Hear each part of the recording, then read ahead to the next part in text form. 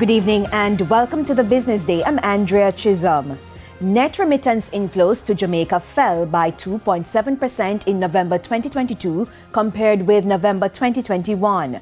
The BOJ says total inflows were valued at $249.6 million. There was an increase in total remittance outflows valued at $9.1 million.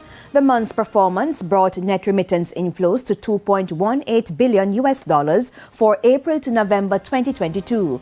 That's a 1.8% lower than a similar period in 2021.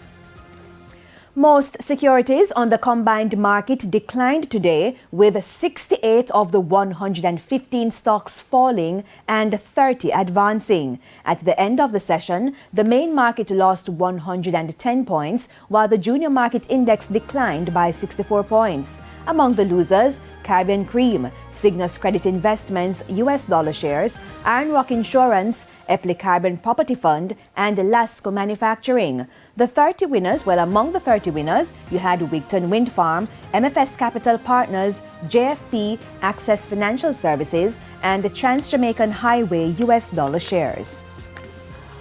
Hi-Lo has relocated its Negril location. CEO of Grace Kennedy Group, Don Webby, says the new store is already seeing higher revenues. Significant investment was made in the new facility.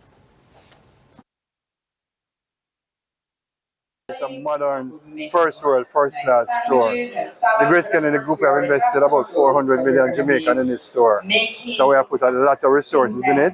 And it is actually doing early days yet, but it is doing extremely well. Grace Kennedy says solar technology has been installed at the facility, which should meet between 50 and 60% of the store's energy needs. The Bank of Jamaica has intervened in the foreign exchange market for the fourth time since the start of the year.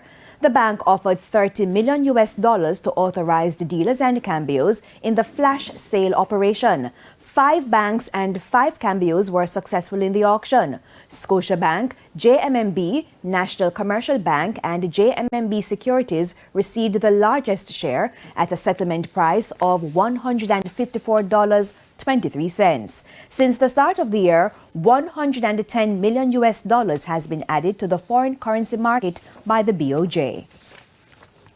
The US dollar is being sold for an average $154.69.